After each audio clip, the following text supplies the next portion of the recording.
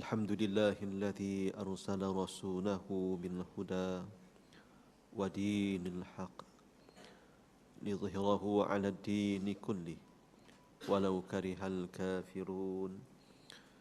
أشهد أن لا إله إلا الله وأشهد أن محمدا عبده ورسوله. اللهم صل على سيدنا محمد وعلى آله وأصحابه ومن تبعه ونصره إلى يوم الدين. سبحانك لا علم لنا إلا ما علمتنا إنك أنت العليم الحكيم ولا حول ولا قوة إلا بالله العلي العظيم. Muslimin, muslimat yang dirahmati Allah Ta'ala sekalian, Alhamdulillah, bersyukur kepada Allah Subhanahu wa Ta'ala. Allah memilih kita pada pagi ini untuk diberikan kekuatan dan dapat melakukan kewajipan kita di pagi ini. Moga-moga apa yang kita lakukan mencambahkan lagi keimanan kita dan juga menyuburkan lagi amal soleh untuk kita isi di sepanjang kehidupan kita, demi untuk mencari kehidupan yang benar-benar bermakna di akhirat nanti, dan kita juga merasai kenikmatannya sewaktu kita masih hidup lagi, insyaAllah. InsyaAllah pada pagi ini kita akan sambung bacaan kitab 40 hadis penawar hati susunan Ustaz Ahmad Fahmi Zamzam di hadis yang ke-27. Hadis yang ke-27 di bawah tajuk peluang yang tidak direbut. Peluang yang tidak direbut. An Ibni Abbas radhiyallahu anhuma qala qala Rasulullah sallallahu alaihi wasallam ni'matani maghbunun fihima katsirun minan nas as-sihhat wal faragh. Rawal Bukhari. Artinya, daripada Sayyidina Abdullah bin Abbas radhiyallahu anhuma berkata, Rasulullah sallallahu alaihi wasallam bersabda, ada dua macam nikmat yang selalu disia-siakan oleh sebahagian besar daripada manusia, iaitu nikmat sihat dan nikmat kelapangan masa. Hadis riwayat Imam Bukhari. Keterangan, kesihatan badan dan kelapangan masa adalah nikmat yang besar setelah iman dan Islam. Namun ramai orang yang tidak menyedari kebesaran kedua-dua nikmat ini kecuali setelah terlambat dan terluput waktunya. Apabila badan sihat dan masa pun lapang, ramai orang yang akan membuang masa, duduk bersenda-senda dan menghabiskan masa dengan perkara-perkara yang tidak berfaedah, bahkan terkadang sampai kepada perkara-perkara maksiat.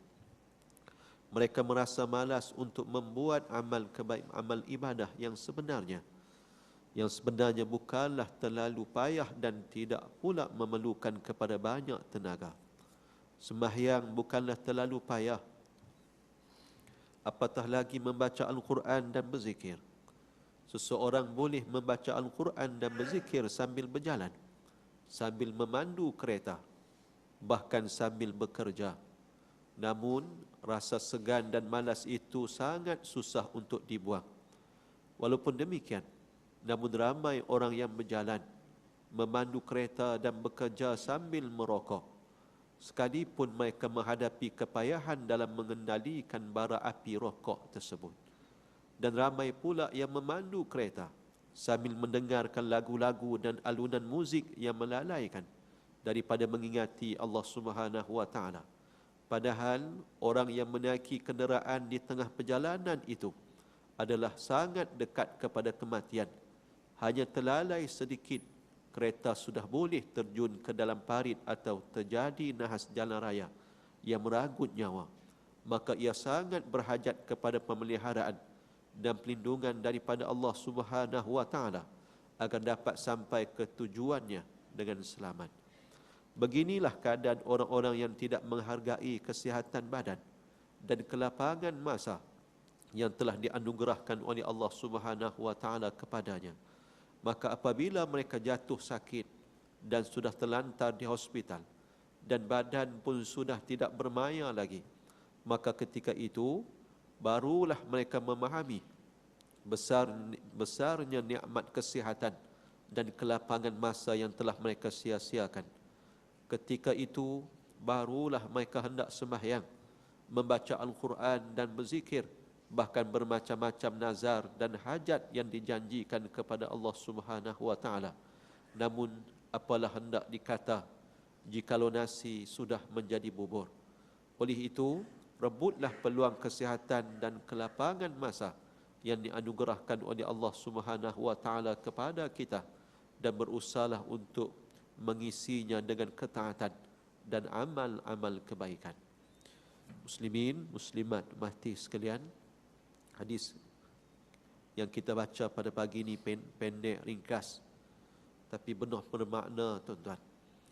Nabi sebut bagaimana sebahagian besar daripada manusia tidak menghargai, leka lalai dengan dua nikmat yang sebenarnya cukup bermakna untuk kehidupan kita di dunia dan juga di akhirat. Pertama, tuan-tuan, Nabi sebut ialah bagaimana sebahagian besar manusia tidak menghargai nikmat kesihatan. Sihat, dengan kesihatan, tuan-tuan, kita boleh bekerja untuk Allah Subhanahu wa taala dan bekerja untuk insan yang dipertanggungjawabkan terhadap kita menguruskannya. Dengan kesihatanlah kita dapat melakukan ketaatan, melakukan ibadah.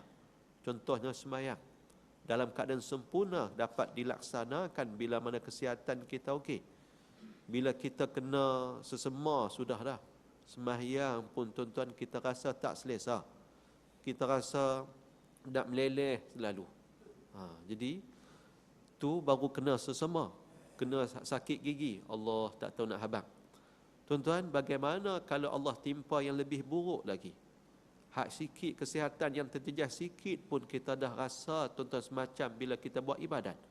Sakit lutut, orang yang dah tua-tua, orang tua sakit lutut. Tuan-tuan, bila main depa kata sakit lutut, untunglah ni pasal boleh duduk atas kerusi bila sembahyang. Yang tak sakit lutut tu yang tak untung. Tuan-tuan, kesihatan, tuan-tuan, benda yang cukup penting. Hadis daripada Sayyidina Abdullah bin Abbas juga, tuan-tuan, Nabi sebut irtanim qamsan qabla qamsin. Rebutlah 5 perkara sebelum datang kepada kamu 5 perkara. Iaitu yang pertamanya syababaka qabla haramik. Rebutlah masa muda kamu sebelum masa tua kamu. Yang kedua Nabi sebut wasihhataka qabla saqamik. Rebutlah masa kamu sihat sebelum kamu sakit. Waktu sihat, tuan-tuan, dia guna untuk buat benda-benda yang tak ketahuan. Dia buat benda-benda yang tidak memberikan faedah untuk dunia akhiratnya. Bila dia terlantak sakit, masa tu barulah dia duk berangan cita-cita. Lepas ni kalau keluar daripada hospital, kira surau Ar-Rahmah aku duduk dalam dia terus. Tak keluar dah, tuan-tuan. Bercita-cita macam tu. Keluar hospital, tuan-tuan, tak nampak juga di surau Ar-Rahmah dia. Tuan-tuan, kesihatan, waktu sihat orang lupa kepada Allah Ta'ala.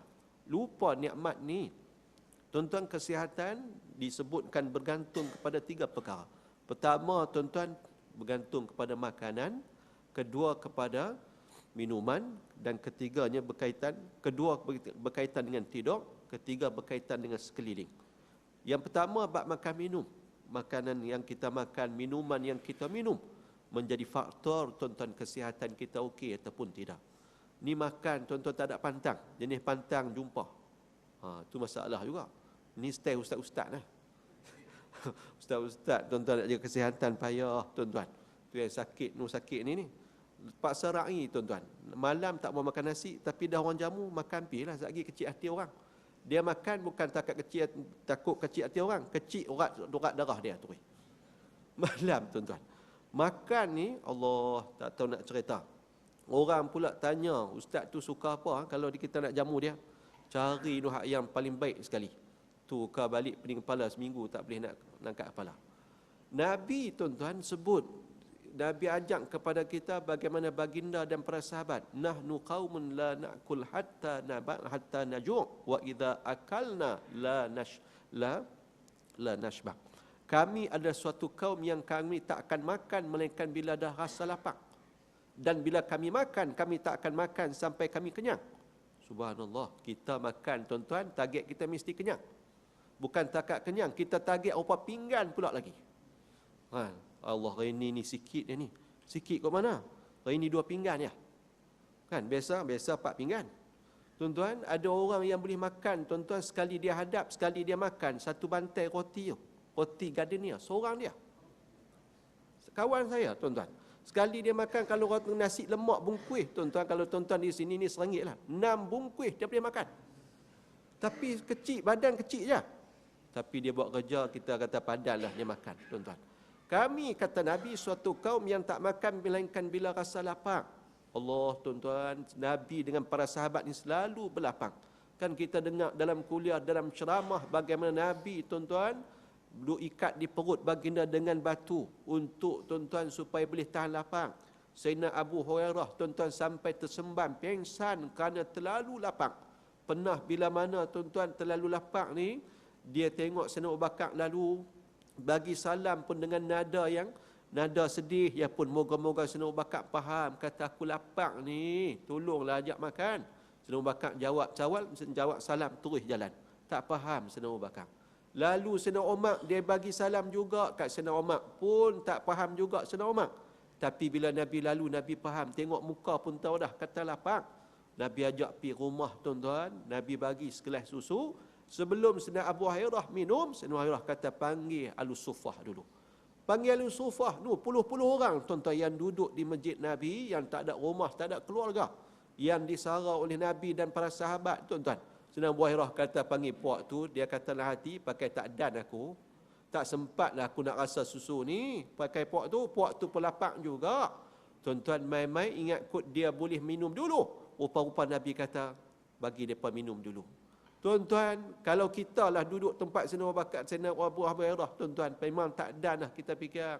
Puak tu pun dahaga lapang juga. Tapi tuan-tuan, mukjizat Nabi, susu tu boleh mengenyangkan, tuan-tuan, para sahabat Ahlus Suffah sekitar 70 orang. Tuan-tuan, bila berbaki ada lagi susu banyak tu juga dalam gelas, dalam cawan yang berisi susu tu, tuan-tuan, Nabi katakan kepada Sayyidina Abu Hurairah, minum. Minum, tuan-tuan, penuh perut. Nabi kata minum lagi. Minum sampai ke dada. Minum lagi sampai ke tengkok. Nabi kata, minum. Ya Rasulullah, tak boleh dah Rasulullah. Penuh dah. Kalau minum pakai keluar dah. Tuan-tuan, ni lapang, tuan-tuan. Nabi lapang. Bahkan Sayyidina Abu Hurairah pernah tunjuk, kata dia lapang. Dia ada sebiji batu ikat di perut. Nabi tunjuk, tuan-tuan, di perut dia ada 2 biji batu. Nabi lebih lapang, tuan-tuan. Masya Allah. Zaman kita makanan banyak, tuan-tuan. Nabi Yusuf alaihi salam, tuan-tuan, ketika menjadi pemegang pemadanan negara Mesir, orang tanya kepada dia, kenapa mu tak kenyang? Malaka la tashbak wa fi yadika qazainul ard. Kok mana mu tak kenyang sedangkan di tanganmu ada khazanah pemadanan negara? Tuan-tuan, apa jawapan Nabi Yusuf? Inni akhaf idza ashba'tu nasitul ja'iin. Aku, kata Nabi Yusuf, aku takut bila aku kenyang, aku lupa ke orang yang lapar, kata Nabi Yusuf alaihissalam. Aku takut bila aku kenyang, aku lupa ke orang yang lapar. Biasanya macam tu lah, tuan-tuan. InsyaAllah, makan, tuan-tuan, pertama, menyebabkan, tuan-tuan, kesihatan kita elok ataupun tidak, tuan-tuan. Boleh jadi macam-macam. Muslimin, muslimat, mati sekalian. Lah ni musim buah durian, tak ada musim, tuan-tuan. Buah-buahan ni tak ada musim. Ada selalu, tuan-tuan. Tak ada kat belah kita, dia main kot siam. Makan selalu. Tuan-tuan, kadang-kadang, tuan-tuan, makanan tu menyebabkan boleh bawa penyakit-penyakit yang kita tak sangka, tuan-tuan. Makanan pun banyak kita makan dan kita tak makan dengan cara yang terbaik. Allah Ta'ala sebut kepada Rasul-Rasul, ya ayyuhar rusul, kulu minat tayyibati wa'malu salihah. Wahai Rasul-Rasul, makanlah daripada yang baik-baik, yang halal dan juga baik. Dan beramal soleh lah. Buat amal soleh mesti, tuan-tuan, antara faktor boleh buat amal soleh ialah ditengok pada makan minum. Dan dalam ayat ni Allah Ta'ala sebut, ya ayyuhalladzina amanu kulu min tayyibati ma razaqnakum Wahai orang yang beriman, makanlah daripada apa yang kami rezekikan kepada kamu daripada rezeki yang baik, makanan yang baik, minuman yang baik. Ada orang, tuan-tuan, dia tak boleh makan gula, tak boleh makan mana-mana, walaupun halal, tapi tak baik untuk kesihatan dia. Tak boleh makan, tuan-tuan. Kan? Ada orang yang tak ada pantang, dia boleh semua. Tuan-tuan, Nabi ajak kita bila kita makan sulusun li ta'ami, 1/3 untuk makanan dia. Fasulusun li ta'ami wa sulusun li syarabi, 1/3 lagi untuk minuman. Dia bagi, tuan-tuan, bila dia makan, ada bahagian untuk diisi dengan makanan, 1/3 lagi untuk minuman, 1/3 lagi, tuan-tuan, untuk pernafasan, tuan-tuan. Makan boleh menjejaskan kesihatan. Tuan-tuan, Sayyidina Umar sebut iyyakum wal bitnah. Hati-hati kamu dengan perut besar, perut buncit. Makna makan banyak, tuan-tuan. Fa innaha muqsilatun anis solah. Kerana makan banyak ataupun perut buncit ni menyebabkan malas nak sembahyang. Wa mufsidatun lil jismi, menyebabkan rosak tubuh badan kita. Wa mu'diyatun ila saqami, dan boleh bawa kepada penyakit. Itu sungguh penyakit banyak, tuan-tuan. Dan kita diajak oleh Nabi nak makan jangan kalau kita minum jangan menapas dalam minuman kita. Kan, seperti riwayat Imam Bukhari dan Muslim. Nabi larang, tuan-tuan. Rupa-rupanya ada kebaikan. Di segi sains pun, tuan-tuan, mendapati bila kita menafas dalam bekas air, tuan-tuan, ada kesannya, tuan-tuan. Ada kebaikannya bila kita menafas di luar daripada bekas minum kita, tuan-tuan. Saya pernah sebut kat tuan-tuan dulu cerita Syekh Baijuri, yang bila dia diminta oleh khalifah mai dalam majlis kenduri khalifah, dia minum, tuan-tuan, sekali teguk, segelas sekali teguk, tuan-tuan. Bila, tuan-tuan, menteri-menteri yang selama ni memang duk taram lama dah kat Syekh ni. Pasal Syekh ni tegas, selalu tegur mereka bila mereka buat salah. Tiba-tiba mereka tengok kali ni Syekh minum, tuan-tuan, tak ikut sunnah Nabi. Mereka kata Nabi ajak bila minum tu kena bernapas, kan, 3 kali teguk supaya boleh bagi peluang untuk pernafasan elok di segi kesihatan. Tengok Syekh ni, tuan-tuan, dia langgah sekali minum segelas habis. Oh, ni memang peluang kita ni. Pasal sebelum ni dia duk buh kita, kali ni kita kena boleh buh dia balik. Tuan-tuan, bila mereka minta izin kepada khalifah nak buat teguran kepada Syekh tersebut, khalifah kata, jangan, hampa satgi hampa kena, aku rasa hampa kena satgi. Jangan duk mereka main dengan dia.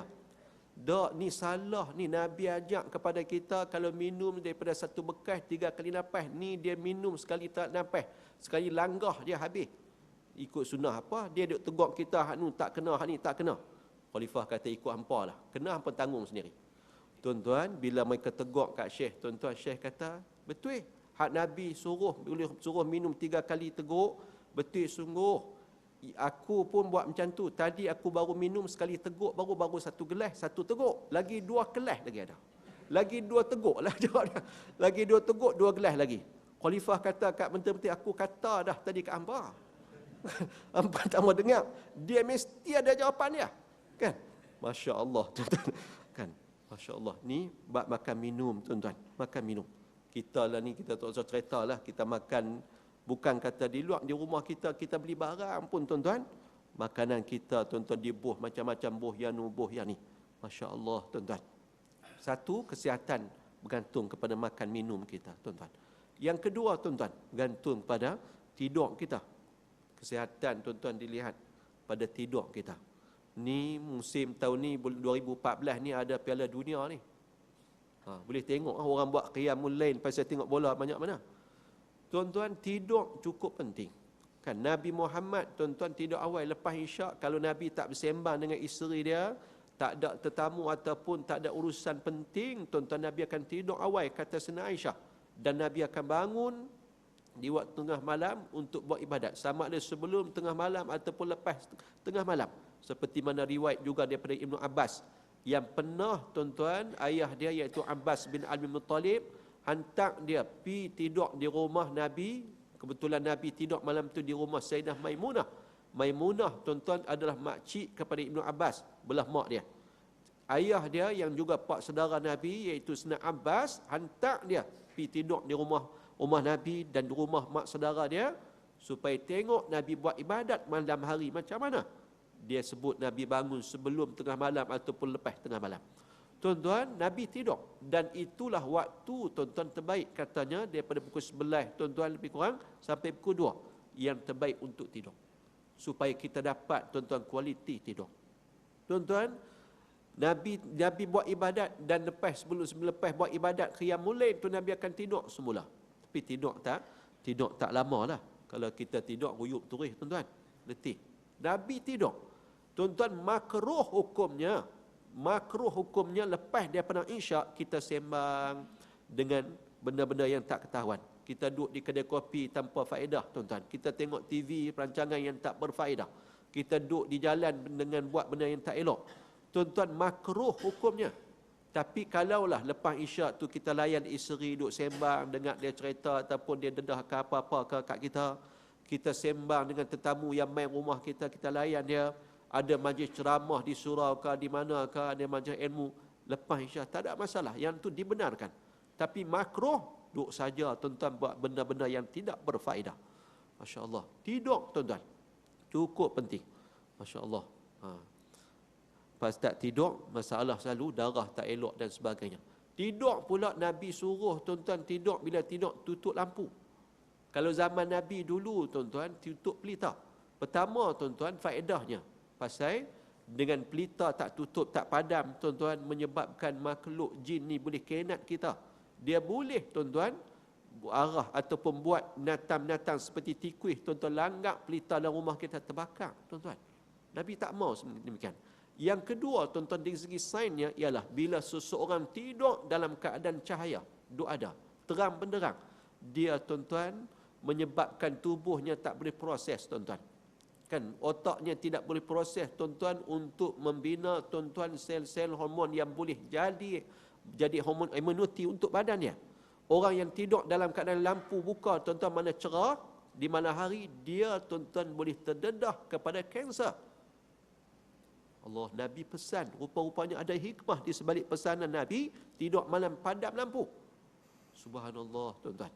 Anak-anak saya tuan-tuan cukup payah kan, nak suruh tutup lampu tidur. Bila baru ni saya kata dah elektrik pun naik harga apa semua ni kan, payah depa bukan faham budak-budak. Habaq kata siapa tidur lampu buka tak tutup lampu pendek umur. Tuan-tuan, lepas tu tak ada suruh dah. Kan dia tutup lampu kita pun dia main tutup. Kadang-kadang kita terlena tuan-tuan, tak sempat tak tutup lampu. Tuan-tuan, tidur penting tuan-tuan. Nabi tidur tuan-tuan, tidur macam kita termaklumlah cara Nabi tidur. Tuan-tuan, tidur juga memberikan tuan-tuan kesihatan yang baik bila mana tuan-tuan seseorang tu jaga tidurnya. Ada orang tuan-tuan di Batu Cave dulu meninggal dah. Dia beli tilam tuan-tuan RM10,000. Saya pun terkejut, rupanya tilam ada harga hampir 100. Dengan tujuan untuk dia boleh tidur dengan selesa, boleh nyenyak, dan dia beli bantai harganya tuan-tuan juga mahal, lebih kurang RM1,500 kalau tak silap. Pasal apa nak boleh tidur dengan nyenyak? Dia buat kerja apa? Dia adalah pembekal tuan-tuan barang-barang Mekah mentah seperti mana sayur-sayur dan sebagainya di pasar Borong Selayang. Dia tuan-tuan terpaksa bangun pukul 3 dah bangkit dah. Tidur tuan-tuan tak lama, tak berapa lama sangat. Jadi dia kata nak kena tidur bagi berkualiti. Orang buat kempen dia, tilam RM10,000 dia beli. Bantai harga RM1,500 dia beli. Tu dia tuan-tuan. Tapi mai tidur tuan-tuan dalam keadaan tak berkualiti, akhirnya dia mati dengan sebab lemah jantung, sakit jantung tuan-tuan. Jadi tidur juga penting tuan-tuan. Ada orang yang payah nak tidur, ada orang mudah tidur. Tapi kaedahnya kalau payah tidur tuan-tuan, main dalam kuliah lah. Mudah sangat tidur. InsyaAllah kan, mata celik tapi kadang-kadang macam tu kan, pita lain dia payah tidur. Main masuk kuliah ataupun duduk hari Jumaat tunggu khutbah nak habis, dia senang tuan-tuan. Khusyuk tenang elok je. InsyaAllah tuan-tuan, yang payah-payah tidur tu main di kuliah, tenang ya. Yang ketiga tuan-tuan, kesihatan ni kata ulama bergantung dengan sekeliling tuan-tuan. Sekeliling, udara sekeliling, keadaan sekeliling. Masya-Allah. Zaman dah ni tuan-tuan, zaman tercemar banyak. Macam-macam tuan-tuan. Nak naik kereta, nak buka cermin, tak mau bagi hidu asap enjin kereta tuan-tuan. Guna aircon pun lama-lama bukan elok tuan-tuan. Susah. Sekeliling kita. Semua tuan-tuan memberi kesan kepada kehidupan kita. Jadi kesihatan tuan-tuan cukup penting. Nabi pesan supaya kita jaga tuan-tuan. Waktu sihatlah Nabi sebut dalam hadis lain, nanti kita akan jumpa. Waktu terbaik tuan-tuan untuk infak fi sabilillah ialah waktu kita sihat. Jangan tunggu sakit baru nak infak. Duk rasa tak boleh pi dah ni, rasa tak lama dah ni, dia infak tuan-tuan. Baru kalut nak infak. Waktu sihatlah tuan-tuan nak infak, nak buat ibadat pun. Kan kita dengar cerita orang alim tuan-tuan boleh buat ibadat banyak, boleh buat ibadat bertahan lama. Kenapa tuan-tuan? Kerana kesihatan yang mereka jaga. Pak Sumit tuan-tuan Bukit Tembaga. Ada orang baru ni, orang Shah Alam lah pi. Dia telefon saya tanya petua nak pi rumah Pak Sumit. Saya kata nak petua, nak cara nak abang pi rumah Pak Sumit payah. Payah nak pi, tak nak cerita petua-petua tu, tanda-tanda tu payah. Tapi lah cari, saya boleh bagi cara kasar je. Pipi tuan-tuan, Pak Sumit ni tengok dia kentam terus. Tuan-tuan, bersuruh perbetul dulu diri dan sebagainya. Tuan-tuan, Pak Sumit ni pernah kata kat saya, bila doktor tuan-tuan kata dia sakit jantung. Pak Sumit kata, heran sungguh doktor ni. Doktor ni kata saya sakit jantung. Saya ni, dia terbut saya, Pak Su ni tiap-tiap hari puasa, kecuali hari haram. Pak Su makan untuk buka puasa dengan makan sok. Sehari tak habis RM1 pun. Hak yang Pak Su makan buka puasa dengan makan sahur. Tidur, buat malam, tak ada siapa dibenarkan jumpa. Tuan-tuan, malam dia tak mau jumpa. Kecuali keluarga ni Ustaz Nikmat Yusof daripada Derang, kalau ada masalah malam mereka dibenarkan jumpa Pak Sumit ni. Malam dia kata dia tidur, lepas itu pukul-pukul sekian dia akan bangun. Tak ada sakit dah, insya-Allah dia kata. Bila kita buat kita semua kita puasa, kerana dia kata hadis Nabi sebut sumu tasihhu. Walaupun ada yang pertikaikan tentang hadis tu, tapi Pak Su pegang dia kata bila kita puasa, insya-Allah dia kata kita sihat. Kita sihat dia kata. Tuan-tuan, umur 85 sekarang ni kalau tak silap saya tuan-tuan. Masih lagi kuat, masih lagi gagah tuan-tuan. Mengamalkan kesihatan melalui puasa tuan-tuan. Kesihatan cukup penting. Masya-Allah tuan, subhanallah. Dengan kesihatanlah tuan-tuan kita boleh gandakan ibadat, nak selawat, nak zikir dan sebagainya. Bila sakit, Allah tak sah kata makan minum. Nak zikir, nak buat ibadat pun terganggu. Tuan-tuan, ni hari pertama kita Rabiul Awal tuan-tuan. Rabiul Akhir. Bulan Rabiul Awal itu orang duk sambut, duk sebut tentang Maulidur Rasul. Rabiul Akhir pun orang sambut, orang peringati lagi tuan-tuan. Tuan-tuan, ulama-ulama tuan-tuan yang ronda dunia ni berdakwah tuan-tuan. Habib Omar contohnya, yang kita pernah sebut tahun 2013 lalu tuan-tuan, diterbitkan disebut bahawa 500 tokoh Islam paling berpengaruh dalam dunia ialah tuan-tuan Habib Omar nombor 12. Awal-awal ni raja-raja tuan-tuan. Datuk Yusuf Qaradawi nombor 24. Masya-Allah tuan-tuan. Dia dengan kesihatan tu dia boleh pergi sana, boleh pergi sini tuan-tuan. Kesihatan dia. Anak murid dia Habib Munzir tuan-tuan yang duk minta mati daripada Nabi SAW memimpinya. Tuan-tuan, Allah makbulkan permintaan dia dengan dimatikan dalam usia 40 tahun. Bila mana tuan-tuan Nabi kata mu boleh berkumpul dengan aku, bersama dengan aku ketika usia 40 tahun. Tuan-tuan, lepas jumpa Nabi, Nabi sebut kata dia akan mati umur 40. Cek-cek lepas tu barah otak tuan-tuan. Barah otak. Sakit tuan-tuan. Hari Selasa kuliah dia tuan-tuan di Indonesia tu, hari Selasa kuliah dia di masjid tuan-tuan, lebih daripada 10,000 orang ada. Dia sakit tuan-tuan, tengah kuliah koma tuan-tuan, tengah kuliah pengsan, sakit barah otak dia. Sehingga akan terlantak di hospital. Anak murid ni mai ambil tuan-tuan, buat tayangan cara live tuan-tuan, dia baca kitab daripada atas katil hospital. Dua anak murid di masjid nak tetap juga nak dengar kuliah walaupun daripada katil hospital. Disiarkan cara langsung ke anak murid tuan-tuan di masjid. Subhanallah. Dia tak boleh nak hidup panjang tuan-tuan. Pasal apa tuan-tuan? Dia pun tak ingin untuk hidup panjang. Kerana tuan-tuan nak ingin bersama dengan Nabi SAW dengan secepat mungkin tuan-tuan. Sakit. Bila dia sakit tuan-tuan, kuliah-kuliah dia kadang-kadang terhenti. Tengah-tengah duk kuliah tuan-tuan dia pengsan. kerana barah otak, tuan-tuan, yang dia tanggung, tuan-tuan. Masya Allah. Ulama-ulama, tuan-tuan, bersyukur bila mana mereka ada masalah kesihatan. Bersyukur. Kita, tuan-tuan, kita tak boleh sebut, kita tak boleh tanggung benda-benda yang berat. Kita boleh sebut sebagai kita boleh bagi rangsangan untuk diri kita. Imam Syafi'i, tuan-tuan, orang kata mengajak duduk dan talab. Pasal apa? Kerana masalah buasir yang teruk yang dihadapi oleh Imam Syafi'i. Tapi, tuan-tuan, masalahnya orang-orang soleh bila mereka sakit, tuan-tuan, mereka minta lagi ke Allah supaya tambah, kalau itu adalah tanda Allah memberi rahmat kepada mereka. Kita, tuan-tuan, kita akan petikai Allah Ta'ala. Awaklah tak makbul lagi doa ni, aku bagi pisang berapa tanda dah kat surau, tak lega-lega lagi, buat kenuri kat surau rahmah banyak kali dah. Tuan-tuan, macam-macam dia keluar, dia petikai Allah Ta'ala. Imam Asy-Syafi'i minta lagi ke Allah, kalau ni boleh membawa kepada rahmat Allah berganda untuk dia, dia minta Allah Ta'ala tambahkan lagi. Subhanallah, tuan-tuan. Ni bezanya kita dengan mereka. Tak ada, tuan-tuan, perbezaan antara sihat dengan sakit bagi orang soleh, tuan-tuan. Bahkan sakit itu merupakan adalah tanda Allah Ta'ala merahmati mereka, dan itu ada peluang untuk mereka menghapuskan dosa. Kita, tuan-tuan, sakit, kita tak fikir macam tu. Kita akan boleh menyebabkan jauh daripada Allah Ta'ala pula bila kita sakit tu. Muslimin, muslimat, mati sekalian. Yang kedua, masa lapang, tuan-tuan. Nabi kata orang leka, orang lalai. Masa lapang, bila mai kalut barulah dia nak pegang yang ni tak kena, pegang yang ni tak kena. Waktu lapang dia buat tak reti je. Ni ada kat saya, tuan-tuan, ni cerita betul ya. Kan? Kalau saya guna masa yang ada, tuan-tuan, masa ni tak lapang mana, tuan-tuan. Tapi duk fikir bila banding dengan Tok Guru Jadi, tuan-tuan, ada masa untuk tulis buku. Kan sibuk terbang sana terbang sini, jumpa program rata ceruk. Tapi boleh tulis buku, tuan-tuan. Bukan takat bahasa Melayu, tulis bahasa Arab pula lagi. Kan?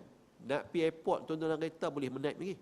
Subhanallah, masa, tuan-tuan, terisi, tuan-tuan. Ustaz Manu Hamzah, tuan-tuan, bila Tok Guru Haji, Tok Guru Aziz sebut, kata bila orang duk kritik Tok Guru Jadi, Tok Guru Aziz sebut dalam kuliah di Kota Baru, jangan yang duk kata tak ketahuan kat Tok Guru Jadi.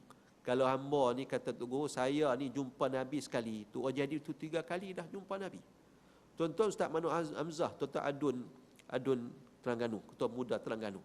Dia kata bila dia tahu maklumat tu, Tok Guru sebut cara terbuka, Tok Guru Aziz sebut cara terbuka kuliah duha di Kota Baru, dia kata dia tunggu di lorong Tok Guru, lorong yang Tok Guru duk masuk masjid dengan duk keluar masjid. Kan Masjid Rusila tu ada pintu yang Tok Guru keluar dan masuk. Mana tak keluar melalui pintu biasa. Dia tunggu di pintu tu dan dia tanya Tok Guru dia Haji Hadi, Tok Guru macam mana boleh jumpa Nabi? Macam yang Tok Guru Aziz sebut. Tok Haji Hadi kata banyakkan selawat. Banyak mana selawat? Tak Manu Hamzah tanya balik. Banyak mana selawat? Tok Guru ada kata dia tak pernah kira. Tuan-tuan, dia tak pernah kira. Bagi saya menunjukkan banyak, tuan-tuan. Terisi, tuan-tuan. Terisi masa tu dengan amal-amal yang baik, tuan-tuan. Tak ada masa. Saya, tuan-tuan, bila buat buku dekat Ramadan baru kalut. Bila duduk mengadap, tuan-tuan, laptop, masa tu tuan-tuan tak ingat apa dah.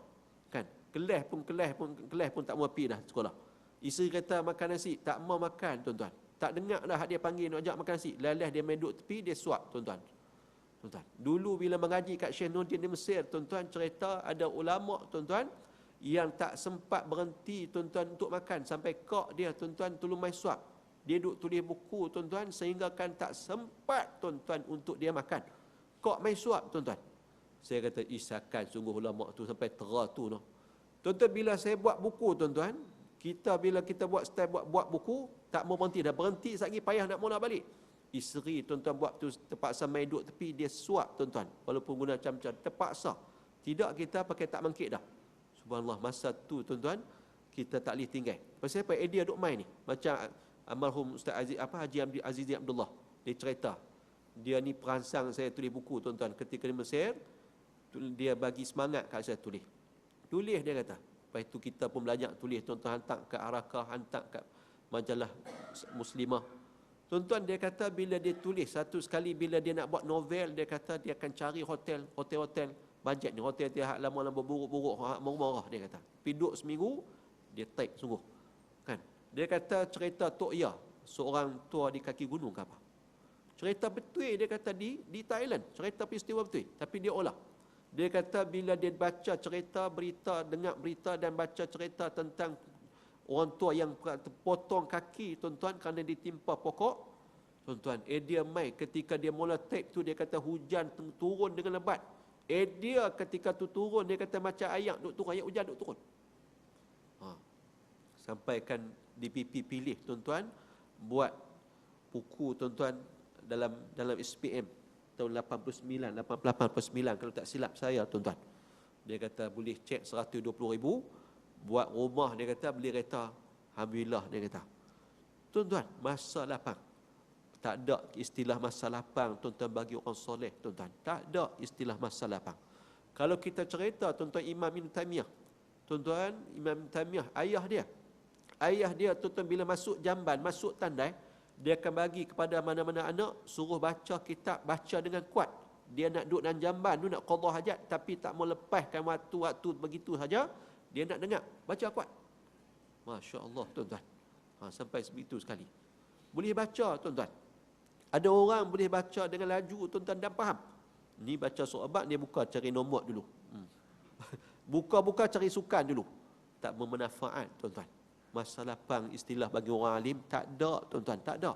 Subhanallah. Sayyidina Umar, tuan-tuan, ketika jadi Amirul Mukminin, antara tempat yang akan pasti dia ronda, tuan-tuan, selepas dia ronda rakyat, tengok rumah orang miskin, rumah ibu tunggal, rumah anak yatim, tengok, tuan-tuan, tempat yang Sayyidina Umar tak akan lepas, tuan-tuan, untuk dia pastikan dia pergi melawat, tengok, adalah Masjid Nabi. Tuan-tuan, bukan waktu semayang.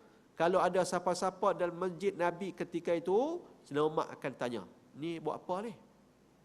Sayyidina Umar tak puji, kata, oh alhamdulillah, main ibadat waktu ni. Tak, Sayyidina Umar akan tanya, hang buat apa ni? Kalau kawan tu kata buat ibadat, nah, wahai mukminin, hang buat ibadat, mani nafkah hidup hang, macam mana hang dapat? Kalau dia kata, tuan-tuan, jawapan daripada orang tu, saya tak cari, ada orang tanggung saya. Sayyidina Umar perambat, tuan-tuan. Sayyidina Umar kata, bumi langit tak akan turunkan hujan mah dan juga perak. Pergi buat kerja, jangan duduk saja. Nabi pernah tegur, tuan-tuan, ada seorang lelaki yang masuk buat ibadat dalam masjid. Lalu bila Nabi tanya, dia kata saudara dia duk sponsor dia. Nabi kata, kawan saudaramu tu lebih mulia, lebih baik kerana dia cari dan tunaikan tanggungjawab daripada kamu ni yang buat ibadat semata-mata. Masya Allah, tuan-tuan, muslimin, muslimat mati sekalian. Jadi kita orang Islam, tuan-tuan, tak sepatutnya istilah ada masa lapang, kecuali masa lapang tu kita rehat terisi dengan kebaikan, tuan-tuan. Kita layan isteri kita, tuan-tuan, walaupun duk sembang, teman dia, tuan-tuan, buat kerja, itu memberikan pahala. Tak disebut sebagai masa lapang, tuan-tuan. Nabi boleh dengar, tuan-tuan, satu malam Sayyidina Aisyah cerita. Nabi, orang lelaki kita ni, orang lelaki, tuan-tuan, kalau orang perempuan cerita, kita bukan mau dengar kan. Kita cakap, kita nak suruh mereka dengar. Mereka cerita 2-3 ayat, tuan-tuan, kita tak mau dengar dah. Kita nak suruh shortcut, potong, habaq apa yang besar tulis. Nabi tak, tuan-tuan. Nabi boleh dengar isteri cerita. Contohnya macam dalam kitab Asy-Syama'ilul Muhammadiyah, Sayyidina Aisyah cerita, tuan-tuan, tentang beliau berkumpul dengan 11 orang perempuan. Yang perempuan geng-geng ni semua pakat setuju untuk cerita tentang suami masing-masing. Tuan-tuan, cerita. Sayyidina Aisyah ulang balik, tuan-tuan, kepada Nabi. Hak perempuan pertama cerita laki dia macam mana, sampai yang ke-11. Masya Allah, tuan-tuan. Nabi boleh dengar, tunggu, tuan-tuan, nak cerita daripada perempuan pertama sampai perempuan yang ke-11 tu. Bukan ambil masa sikit. Kalau kita cerita akhir lah, kita tak mau dengar panjang lama-lama, tuan-tuan, daripada isteri. Tapi, tuan-tuan, Nabi boleh dengar. Dan benda itu, tuan-tuan, mendatangkan pahala, kata ulama, kerana kita mengembirakan hati seorang isteri, tuan-tuan. Masya Allah. Ini Nabi, tuan-tuan. Nabi pun lagilah tak ada masa lapang, tuan-tuan. Untuk muslimin, muslimat. Tuan-tuan dengar tak tahun lepas, akhir tahun lepas cerita tentang Padri besar Katolik letak jawatan di Vatikan, tuan-tuan. John Pop yang ke-16, Pop Benedict, tuan-tuan, letak jawatan. Tuan-tuan, letak jawatan. Tak pernah, tuan-tuan, dalam sejarah Vatikan, 600 tahun sejarah Vatikan tu, tuan-tuan, tak pernah ada Pop letak jawatan, tuan-tuan. Tak pernah. Orang yang dilantik menjadi padri besar kepada mazhab Katolik, tuan-tuan akan duduk di kerusi sebagai orang nombor 1 sampailah mati, baru digantikan dengan orang lain. Tengok-tengok tuan-tuan, Pop yang ke-16, Pop Benedict letak jawatan tahun lepas. Tuan-tuan dikabarkan dan sahabat-sahabat di Rom tuan-tuan mendedahkan dengan persoalan, adakah kita boleh percaya lagi ni padri-padri ni orang suci? Adakah kita boleh percaya lagi? Kenapa tuan-tuan? Kerana disebutkan faktor peletakan jawatan dia dengan sebab tuan-tuan ada penyimpangan kewangan. Bukan takat itu saja. Ada kes tuan-tuan padri yang dituduh merogol tuan-tuan orang yang mai minta ampun, dan ampun sampai dia rogol tuan-tuan. Tuan-tuan ada kes tuan-tuan homoseks dalam Vatikan. Tuan-tuan, Vatikan kita maklumi tuan-tuan negara dalam negara. Bukan besar mana pun Vatikan, sekitar 6 hektar je. Tapi ada keistimewaan. Kan Vatikan tentera dia dihantar oleh kerajaan Kristian.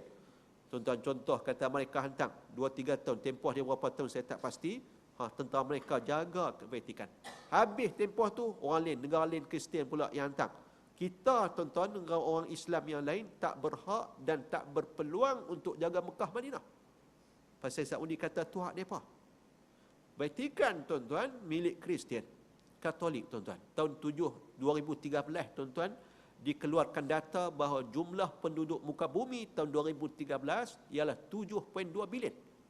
Daripada 7.2 bilion tuan-tuan, jumlah peratus orang Islam 22.83%. Jumlah peratus orang Kristian Katolik tuan-tuan 13.7%. Protestan 7% lebih dan Ortodok 4% lebih. Orang Yahudi 0.21%, Hindu tuan-tuan 13% lebih. Campur tuan-tuan 3 mazhab besar tuan-tuan Kristian tu dah lebih daripada orang Islam dah. Tak campur kecil-kecil lagi. Tuan-tuan, orang Kristian Katolik pusat suci mereka di Vatikan tuan-tuan. Goncang bila mana orang nombor 1 mereka letak jawatan. Tuan-tuan, seorang wartawan terkenal di Indonesia tuan-tuan yang ada link sampai ke dalam Vatikan mendedahkan cerita hak skandal tu cerita kecil dia kata. Sebenarnya Pop letak jawatan setelah 6 tahun berusaha untuk menyelesaikan masalah dan mengembalikan maruah Katolik. Tak berjaya. Sebab apa tak berjaya? Kes apa? Kesnya ialah katanya terdapat 35 padri besar dalam Vatikan masuk Islam tuan-tuan. Masuk Islam. Subhanallah tuan-tuan. Kok mana boleh masuk Islam? Katanya tuan-tuan, mereka boleh masuk dalam bilik kebait tuan-tuan dalam Vatikan dan melihat, membaca sendiri bagaimana ada lembaran cebisan saki-baki daripada Injil yang tersimpan dalam bilik kebait tersebut menyebut ucapan Nabi Isa AS secara terang-terangan bahawa Nabi yang mereka mesti sambut, mereka mesti terima, beriman nanti yang datang lepas daripada Nabi Isa adalah bernama Ahmad, Nabi Muhammad SAW. Tuan-tuan, lebih gawat lagi kata wartawan Indonesia tersebut ialah selain daripada 35 ni keluar tuan-tuan daripada Vatikan, duduk negara-negara yang berasingan, tuan-tuan, dalam masa tu ada 3 lagi tuan-tuan padri yang masuk Islam. Tapi 3 ni tuan-tuan tak keluar, tak tinggalkan Vatikan. Masih tuan-tuan berpakaian macam padri sebelum ini, hidup macam padri juga, tapi mereka katanya dah pun keluar daripada Kristian masuk ke Islam dah tuan-tuan. Tapi pihak Vatikan tak boleh nak kesan siapa 3 orang ni. Tuan-tuan, malu dengan kes tu katanya Benedict letak jawatan tuan-tuan. Masya Allah. Tuan-tuan, tiba-tiba tahun lepas, tuan-tuan, pernikahan tahun lepas, kerajaan Turki mengumumkan mereka jumpa tuan-tuan antara kitab Injil tuan-tuan iaitu Barnabas. Kitab Injil Barnabas. Injil ada 4 yang besar, antaranya Barnabas tuan-tuan yang tulis oleh Barnabas. Tuan-tuan, kerajaan Vatikan sangka itu adalah lembaran Injil yang dibawa keluar daripada bilik kebait mereka tuan-tuan yang hilang. Dengan tawaran berapa harga sekalipun mereka sanggup bayar kerana nak ambil balik. Turki kata bukan kami jumpa lembaran ni, bukan kami jumpa cebisan. Kami jumpa kitab, satu kitab. Tuan-tuan, bulan 12 hari itu tahun 2013, Turki tunjuk tuan-tuan dalam satu pameran dengan kawalan yang cukup ketat kitab yang mereka kata, yang mereka temui, dan itu adalah kitab yang diakui antara kitab Injil tuan-tuan. Vatikan kelu tuan-tuan, tak kata tuan-tuan. Masya Allah tuan-tuan, ni kebenaran yang makin terselah tuan-tuan. Nabi Muhammad tuan-tuan Kita contohi baginda dan para sahabat. Tak ada tuan-tuan dalam hidup mereka masa kosong. Sayyidina Umar bin Abdul Aziz sebut, innama khuliqna lil abad. Sesungguhnya kita dijadikan untuk hidup selama-lamanya. Mana hidup lepas daripada kita mati, ada hidup yang selama-lamanya. Tapi kehidupan itu kita bina tuan-tuan, kita cari sebelum kita menemui kehidupan yang sebenar itu. Jadi marilah sama-sama kita muhasabah tuan-tuan. Kalau kita tak semayang, dengan semayang sunat, kita boleh buat ibadat yang lain untuk isi masa lapang kita tuan-tuan.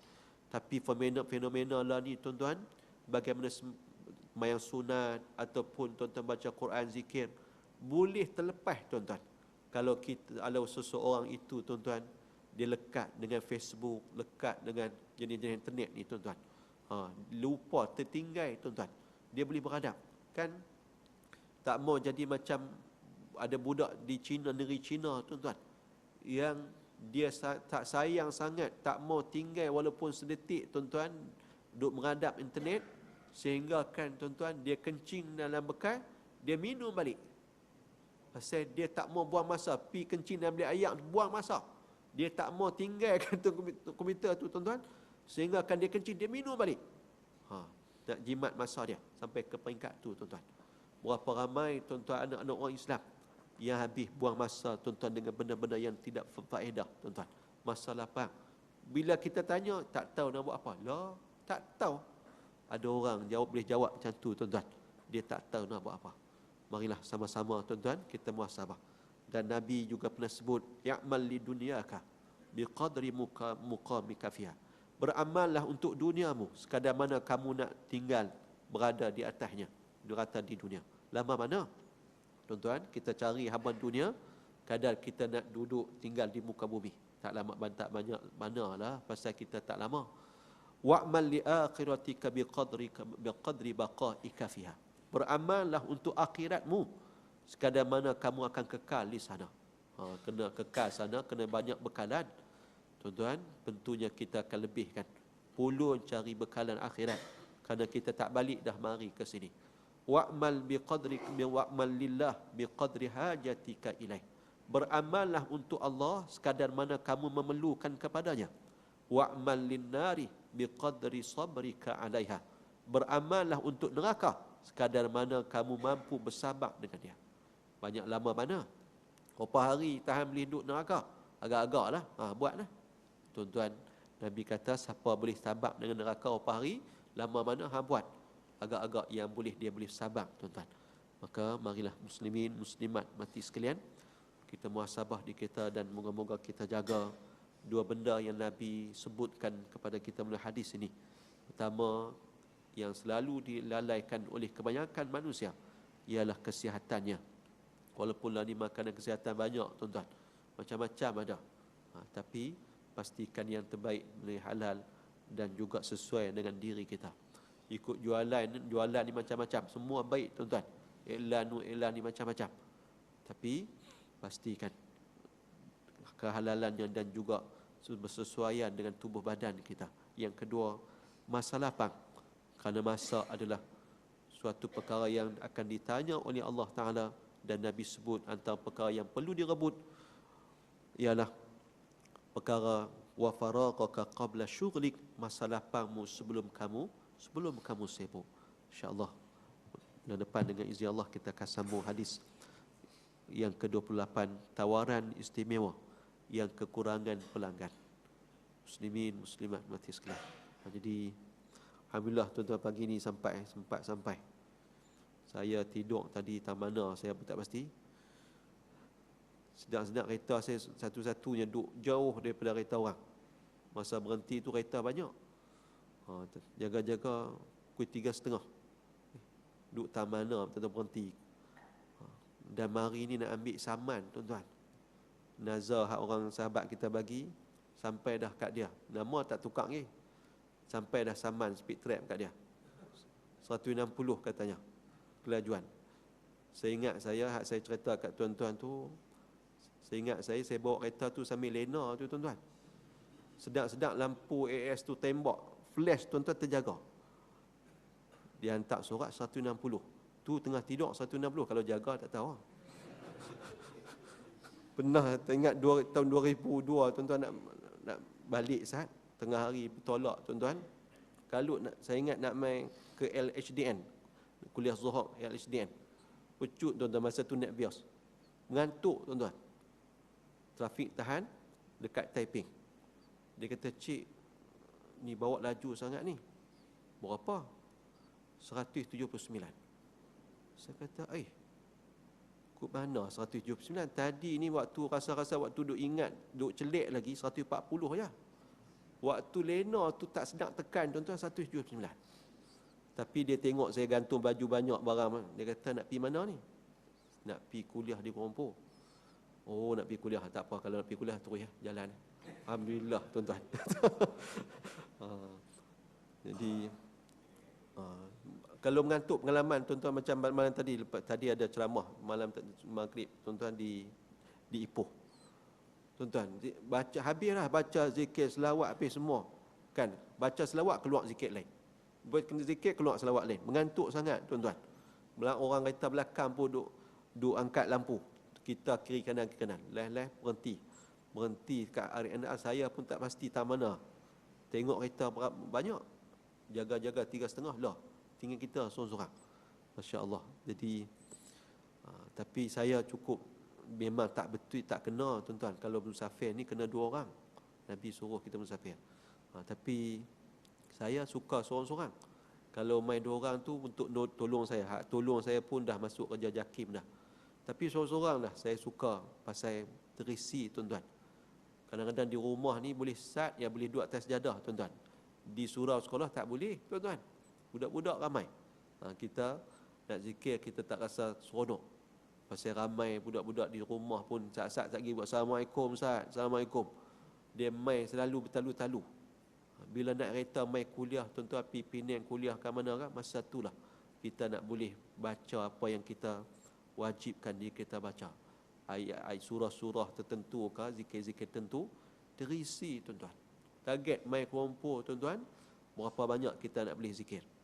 Jadi harap benda ni boleh berkekalan dan bukan takat dalam kereta. Kita harap kita duduk di mana sekalipun terisi dengan amal-amal sebegitu tuan-tuan, kerana itulah yang memberikan kelapangan dalam hidup kita, memudahkan segala urusan kita insya-Allah. Jadi macam biasa tuan-tuan, saya bawa barang jualan yang tuan-tuan boleh dapat di belakang, rempah dan juga cabai ikan sumbat. Dan saya pernah bagi kalender sekolah, ada bagi kah? Kalau tuan-tuan yang nak ambil kalender sekolah, boleh ambil tuan-tuan. Nak bagi hadiah aja. Bagi hadiah untuk tuan-tuan yang banyak menyumbang, dan alhamdulillah bangunan baru 4 tingkat dah pun kita mula guna. 2 tingkat kita dah mula guna, dan sekarang ni duk usaha untuk menyiapkan tingkat pertama bawah dewan makan, dan tingkat kedua, tingkat 3, 4 kita dah guna dah alhamdulillah, dengan diisi dengan pelajar-pelajar perempuan. Alhamdulillah kita dah bayar 625,000 daripada 1.2 juta, yang sebahagian besarnya adalah sumbangan melalui jualan-jualan yang kita jual. Tuan-tuan beli buku, beli rempah dulu dengan belacan, dengan ikan talang semua masuk tu insya-Allah. Moga-moga ada jadi saham insya-Allah sampai ke akhirat nanti. Marilah sama-sama kita akhiri kuliah kita pagi ini dengan sedikit doa, dan setelah itu dengan tasbih kafarah dan suratul Asr. Bismillahirrahmanirrahim. Alhamdulillahil alamin, hamdan yuwafi ni'amahu wa yukafi mazidah. Ya Rabbana lakal hamdu kama yanbaghi li jalali wajhika wa 'azimi sultanik. Allahumma salli ala sayyidina Muhammad wa ala alihi wa sahbihi ajma'in. Allahumma ighfir lana dhunubana wa liwalidina warhamhuma kama rabbawna shighara. Rabbana zidna ilma wa wasi' fi rizqina wa barik lana fima razaqtana. Allahumma ij'alna minaz zakirin wasyakirin was-sabirin. Rabbana atina fid dunya hasanah wa fil akhirati hasanah wa qina azaban nar. Sallallahu ala sayyidina Muhammad wa ala alihi wa sahbihi ajma'in. Walhamdulillahi rabbil alamin.